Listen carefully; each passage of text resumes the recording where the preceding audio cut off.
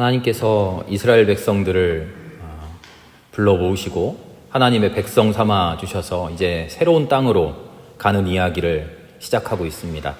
이스라엘 백성뿐만 아니라 히브리라고 불리는 수많은 별 볼 일 없는 사람들, 약한 사람들, 가난한 사람들, 그런 사람들이 함께 모여서 하나님의 나라 이제 만들어가기 시작한다고 이야기했습니다.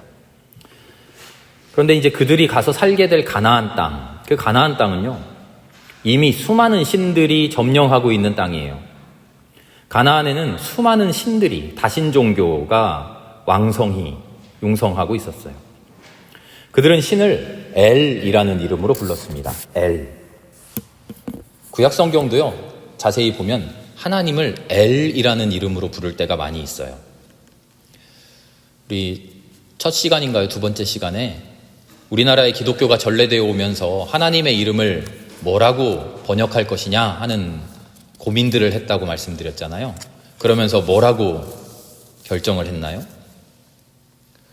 성서의 하나님, 그리고 우리 한민족이 야훼 하나님은 몰랐지만 전통적으로 거룩한 존재로 고백하던 하늘님, 그 하늘님의 이름을 따와서 우리 하나님이 되었다는 거죠.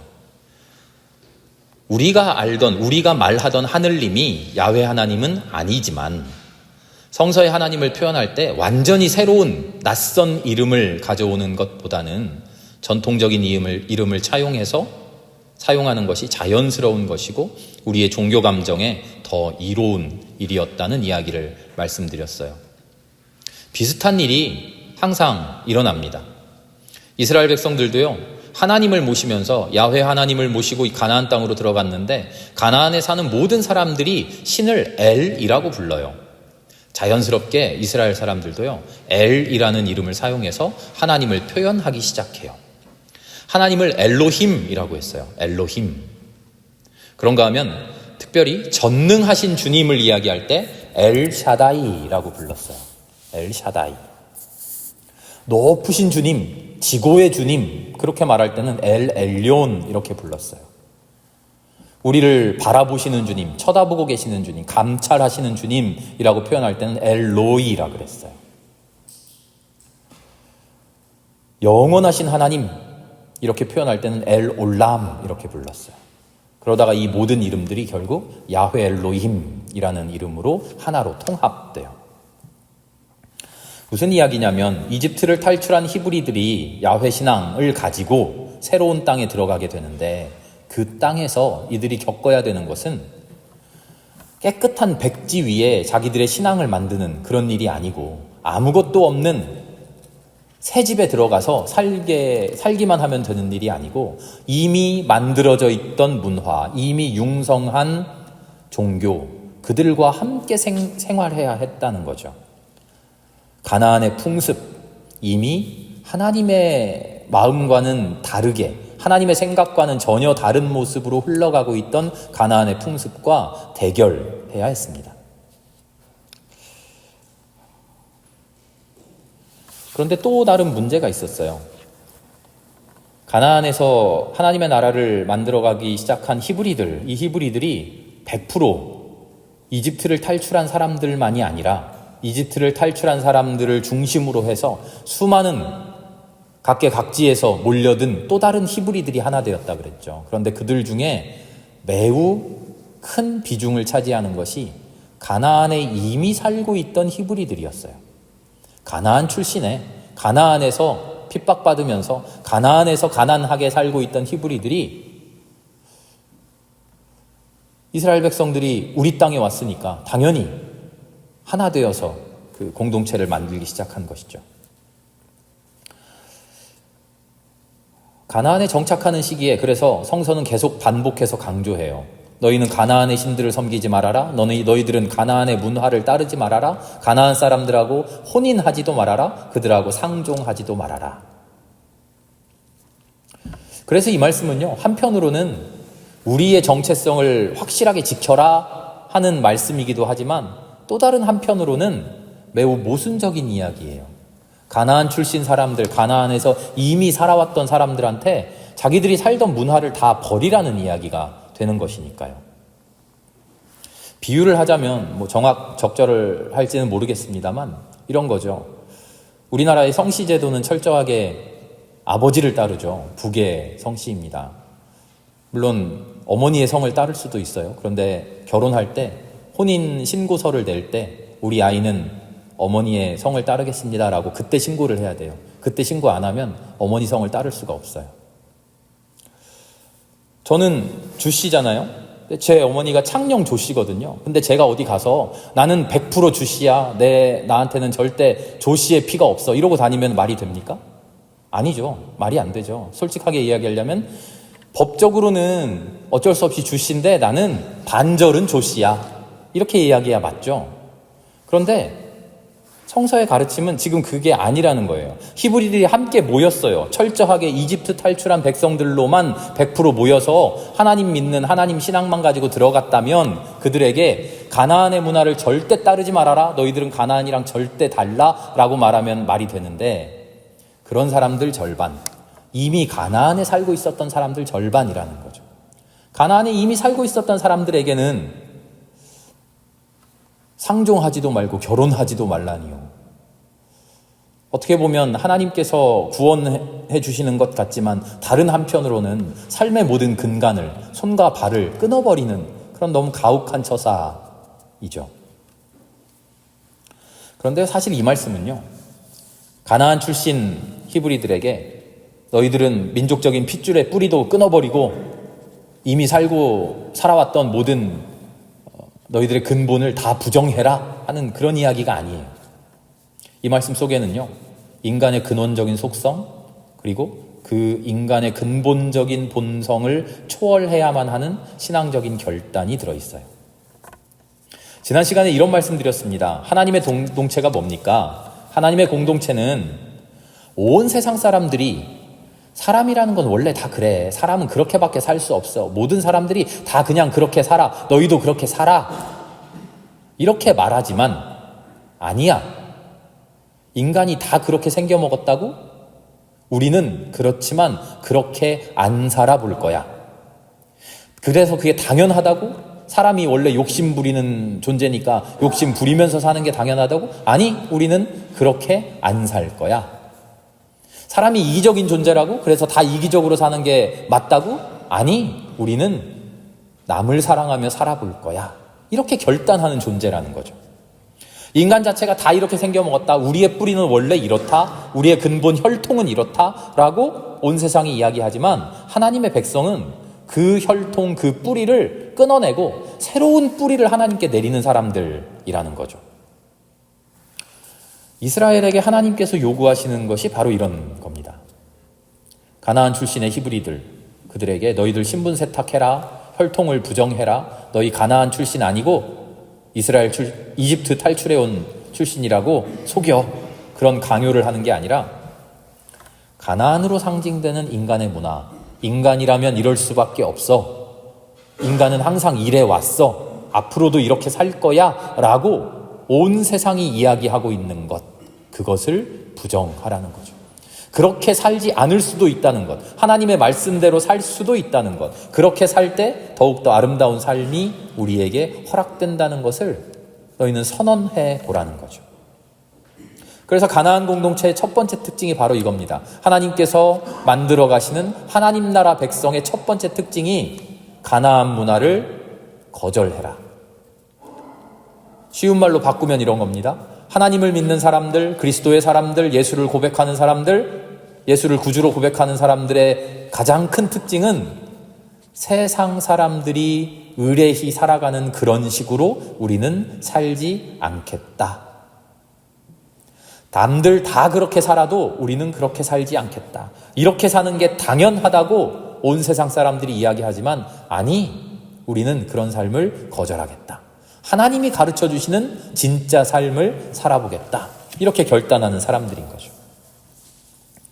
가나안의 문화, 더 많이 소유하고 더 많이 누릴수록 최고라고 이야기하는 세상, 약육강식이 당연한 법칙이 되어서 잘난 놈들이 못난 놈들 억압하고 착취하는 그런 문화, 부의 세습이 계속되어서 부자는 영원히 부자이고 한번 가난한 사람 영원히 가난의 굴레를 벗어나지 못하는 문화, 종교가 있지만, 신이라는 존재가 있지만 새 세상을 열어주지 못하고 오히려 불의한 권력에 봉사하는 그런 문화, 정의롭게 살려고 하면 바보 되는 문화, 평화롭게 살려고 하면 뒤통수 맞는 그런 문화, 그런 세상을 강력하게 부인하고, 아니, 우리는 하나님의 나라를 살아볼 거야.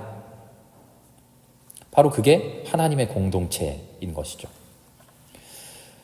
이 공동체의 시도가 이 태초부터, 아브라함 때부터, 출애굽 때부터 오늘날에까지 이어져 옵니다. 몇천 년이 되었죠. 몇만 년이 되었죠. 그러나 아직도 진행 중에 있어요.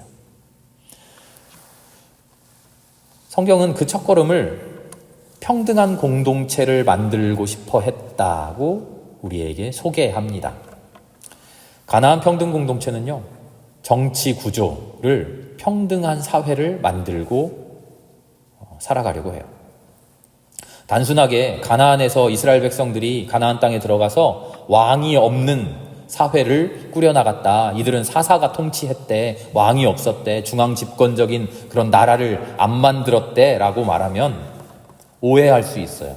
인류의 문명 발전의 그 단계에서 씨족사회가 생기고 부족사회가 생기고 권력이 생겨나고 나라가 생겨나야 되는데, 이스라엘 백성들은 그런 인류 문명의 당연한 발전을 경험하지 못하고 좀 뒤처졌구나, 왕도 없었네, 이렇게 오해할 수 있는데 그렇지 않다는 거예요. 오히려 그런 소위 문명 발전을 다 체험하고 난 뒤에 이게 잘못되었구나라는 반성에 의해서 왕을 거부하는 사회를 만들었다는 거죠.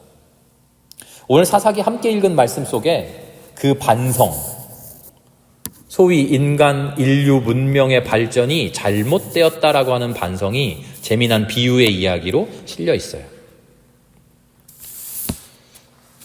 가시나무가 왕이 되는 이야기잖아요. 이 이야기는요, 기드온의 아들 아비멜렉과 연관이 있어요. 사사 기드온은 우리가 다 기억하시죠?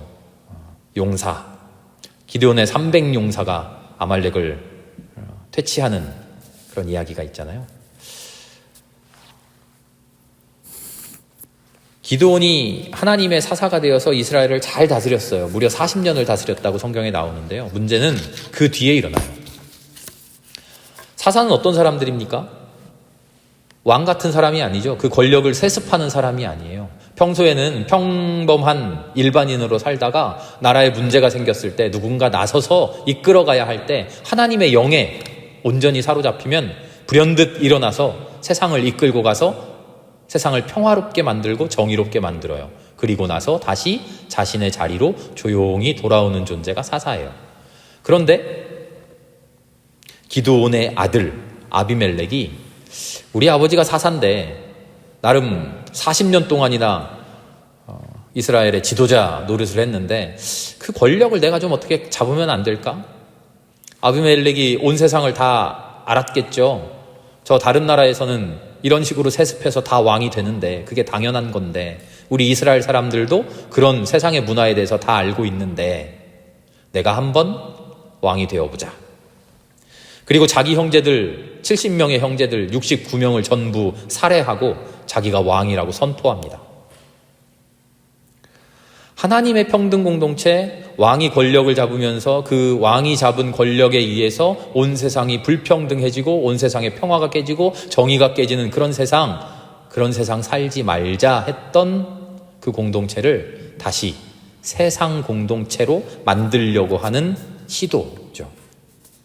하나님의 권위를 자기의 권력으로 삼으려는. 사실 이 이야기는요, 한 사람의 반역 이야기가 아니에요. 이스라엘 안에 아직도 온전히 없애지 못했던 하나의 문화가, 가나안의 문화가 아직 남아있다는 거죠. 하나님께서 평등하게 살라고 하셨는데 평등하게 사는 거 나는 별론데, 하나님 그냥 우리한테 은혜나 주고 우리가 원하는 것 기도하는 거나 좀 들어주고 사는 거는 우리 멋대로 살면 안 돼? 세상 사람들 사는 대로 살면 안 돼? 세상 사람들 사는 것이 더 그럴듯해 보이는데 우리 그렇게 살아보고 싶다. 이스라엘 내부에도 계속 그런 욕망이, 욕심이 계속 꿈틀거리고 있어요. 이런 가나안 문화에 대한 이야기예요. 없애버리지 못한, 끊어내버리지 못한 가나안 문화에 대한 이야기가 실제로 표면 위로 올라왔던 사건이 아비멜렉의 사건이라는 거죠. 여호수아 시절에 이제 가나안 땅을 점령하잖아요. 점령할 때 성경을 자세히 읽어보면 온 가나안 땅을 다 점령하지 못해요. 그렇죠? 여기를 점령하고 여기를 점령하고 무슨 산지를 점령하고 무슨 땅을 점령하는데 항상 그 뒤에, 맨 뒤에 짤막하게 사족처럼 달려 있어요. 그러나 누구누구 민족은 점령하지 못해서 그들과 함께 섞여 살았다. 무슨 유다 지파가 어디를 점령했는데 그러나 어디는 점령 못해서 누구랑 같이 살았다. 어디를 점령했는데 그러나 무슨 사람들은 그들을 점령하지 못하고 같이 섞여 살았다. 그러면서 그 뒤에 그 이야기를 뭐라고 설명합니까? 그들이 이스라엘에게 올무가 되어서 이스라엘의 발목을 잡았다. 그렇게 이야기하죠. 역사적으로 완전히 없애지 못했던 그 소수 민족들이 나중에 반역을 일으켰다, 반란을 일으켰다, 그런 이야기가 아니고요. 성경 속에서 우리에게 의미하는 바는 온전히 내 안에서 없애지 못한 가나안의 문화, 완전히 하나님의 마음으로 깨끗하게 하지 못하고 세상적인 마음이 아직 저 구석에 남아있는 그 마음이 우리에게 올무가 된다는 거죠. 오늘 아비멜렉이 그 마음이 커지면 아비멜렉과 같은 그런 이야기가 생겨나게 됩니다. 올리브 나무도 무화과 나무도 포도나무도 왕이 되지 않으려고 그래요. 왜 그런가요? 나무들의 대답을 한번 주의 깊게 다시 읽어볼까요? 사사기 9장. 그냥 나 왕이 되기 싫어. 왕 안 할래. 내가 무슨 능력이 있어서 왕이 되겠어. 겸손하게 그렇게 거절하는 게 아니에요.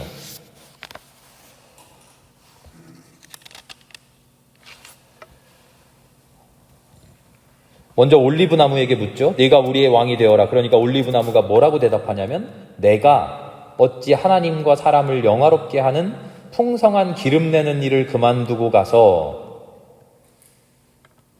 나는 풍성한 기름 내는 존재라는 거예요. 그게 나에게 주어진 일이라는 거예요. 그거를 내가 왜 마다하고 다른 일을 하겠느냐.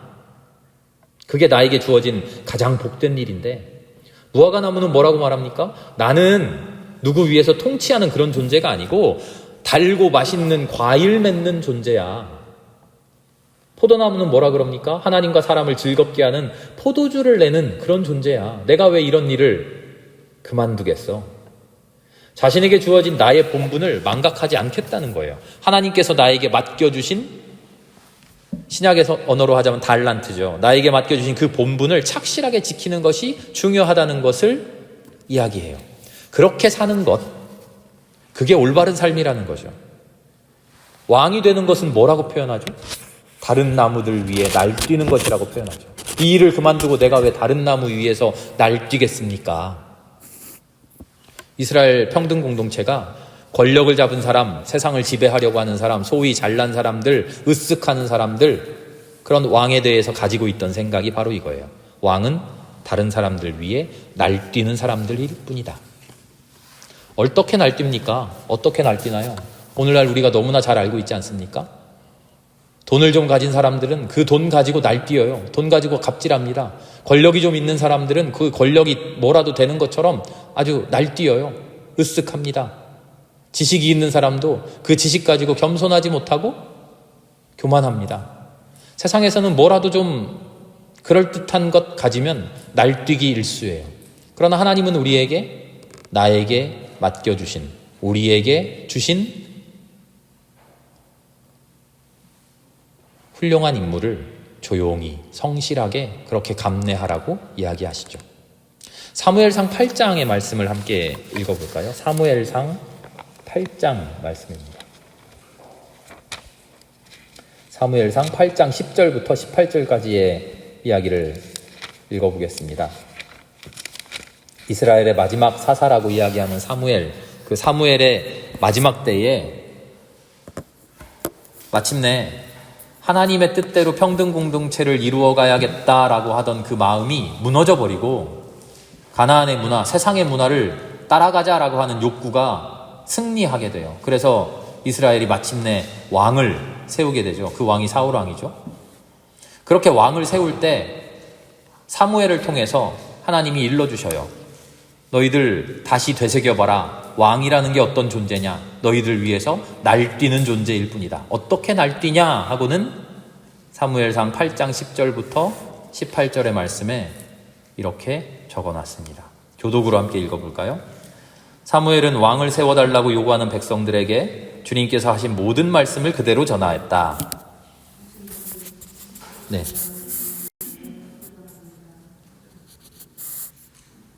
같이 읽을까요?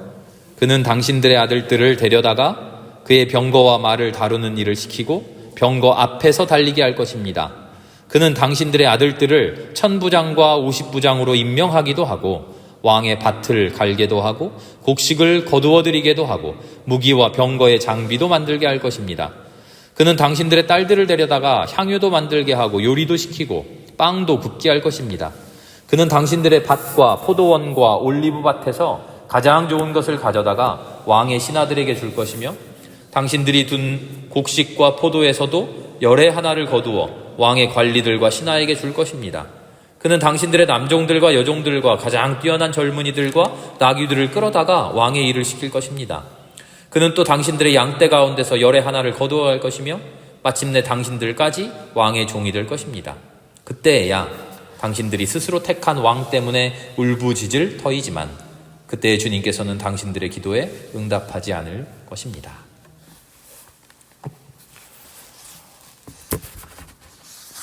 오늘날에도 권력자들은 똑같은 모습으로 세상을 날뛰고 있죠. 권력자들뿐만 아니라 많은 사람들이 어떻게 하면 한번 날뛰어볼까 하고 호시탐탐 기회를 엿봐요. 한번 날뛰어보는 것이 이 세상을 멋지게 사는 것이라고, 세상에서 성공하는 것이라고 그렇게들 이야기해요. 그러나 성서는 우리에게 분명히 이야기합니다. 그렇게 사는 것은 아무것도 아닌 천하에 쓸모없는 가시나무가 날뛰는 것에 불과하다고 우리에게 분명히 말해요. 우리에게는 아름다운 올리브나무 같은 임무가, 포도나무 같은 임무가, 무화과나무 같은 소중한 임무가 우리에게 주어져 있죠. 아름다운 세상을 만들어가는 하나님의 백성이 되어야 돼요. 세상에는 이미 세상 질서에 따라서 가나안의 문화가 이미 세상을 지배하고 있지만 그 안에서 그 문화에 복종하지 않고 마침내 조용히 하나님의 공동체를 만들어가는 우리들, 하나님의 백성들이 살아가고 있는 것이죠. 우리의 눈에는 아직 멀고 먼 것만 같지만, 소원하고 되지 불가능할 것만 같아 보이지만 하나님께서는 우리가 알지 못하는 방식으로 하나님의 나라를 온전히, 완전히 이루어가고 계신 줄을 우리는 믿습니다. 다음 시간에는요, 그 평등한 공동체를 만들고자 했는데 그 정신이 실제 역사 속에서 어떤 모습으로 하나하나 구현되어 가는지를 함께 살펴보겠습니다. 함께 기도합니다. 하나님 감사합니다. 하나님께서 이 땅의 약한 자들을 불러 모으시고 불쌍한 자들을, 힘없는 자들을 너희가 나의 백성이라고, 내가 너희의 하나님이라고 선언해 주시는 그 구원의 소리를 듣습니다. 하나님께서 우리를 구원해 주신다고 하는 것은 내가 이 땅에서 다른 사람들 누리는 똑같은 그 복을 나도 누리게 되는 그런 은혜가 아닌 줄을 압니다. 세상이 이야기하는 것과는 전혀 다른 하나님이 우리에게 주시는 그 은혜의 삶을 살아가는 일인 줄 우리는 고백합니다. 그 삶이 이 세상에서는 그럴듯하게 보이지 않고 손가락질 당하고 모욕당하고 무시당하는 그런 삶이 될지언정 하나님, 우리는 하나님 기뻐하시는 삶을 마침내 아름답게 살아보고자 합니다. 하나님, 그 길에 성령으로 우리를 온전히 인도하여 주시옵소서. 우리의 마음속에 아직도 온전히 끊어내지 못한 마음이 있는 것을 고백합니다. 우리의 발에 올무가 되고 우리의 마음에 수갑이 되는 그런 마음들이 솟아나올 때마다 너는 내 안에 날뛰지 말아라. 내가 해야 될 아름다운 삶이 있다. 우리 스스로를 다스려가는 우리들 될 수 있게 인도하여 주시옵소서. 모든 말씀 예수님의 이름으로 기도드립니다. 아멘.